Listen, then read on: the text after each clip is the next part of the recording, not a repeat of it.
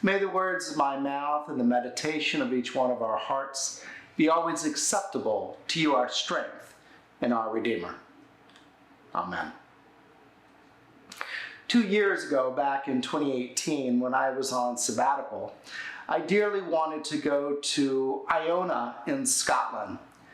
Sadly, they weren't taking any guests at the time as they were undergoing significant renovations. Iona is important. One of the reasons I wanted to go there is it's the place where Christianity first came to Scotland from Ireland, brought there by a saint that we know as Columba. Well, the Iona community was founded by a guy by the name of George MacLeod back in the 1930s. He wanted to rebuild and make a religious community there. And part of what the Iona community did back in 1930 was rebuild parts of the ancient abbey, parts which go back to the 12th and 13th centuries. And they rebuilt the living quarters so that there would be places for people to stay. Well, sadly, those were the very places that were being rebuilt when I wanted to go. Kind of like Holy Comforter, Iona is constantly building and rebuilding both the community and the spaces, adapting and changing for new people and new reality. Well, the Sunday when the rebuilding was completed, George MacLeod offered this prayer. He prayed, "We are your temple, not made with hands. We are your body. If every wall should crumble and every church decay, we are your habitation. Nearer are you, O God, than breathing, closer than hands and feet. Ours are the eyes with which you, in the mystery, look out in compassion on the world. Nearer are you, O God, than breathing." It sounds much like the promise of that presence that we find in our text from Matthew. Whenever 2 or 3 are gathered in my name, I am among them. Whenever 2 or 3 are gathered, or whenever, or perhaps even however 2 or 3 are gathered, Christ is in the midst. And while the pandemic has made us have to think and really rethink and be creative about how we gather, God's presence has nonetheless been very real. In the company of strangers, theologian Parker Palmer writes, says, "The church has been called to live as a gathered community of people who celebrate and support, challenge and resist, forgive and heal. And when people look upon the church, it is not of first importance that they may be instructed by our theology or altered by our ethics, but they are moved by the quality of our life together." It's really about power, not of a number, but the power of presence, whether 2 or 3 or 12 or 1,000, but the power of the one who gathers us, the power of what can happen when we gather in that spirit.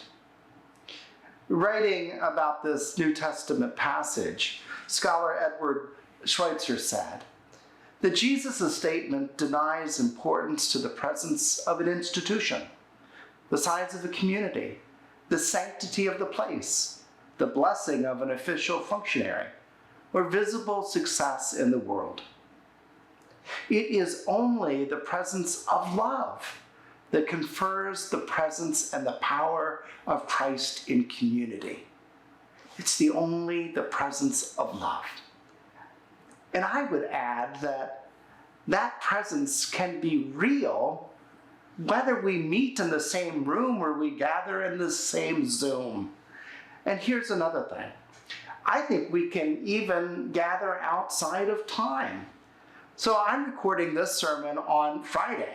You might be watching it on Sunday, morning, afternoon, night, or maybe you're watching this Monday, Tuesday, or Wednesday. It's simply dependent, not on whether we're in the same time, but the presence of love.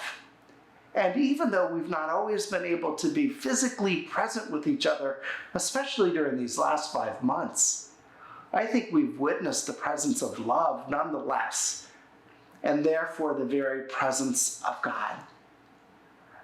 The presence of love as a tutor and a student look at each other across the digital divide and begin hashing out reading and math problems.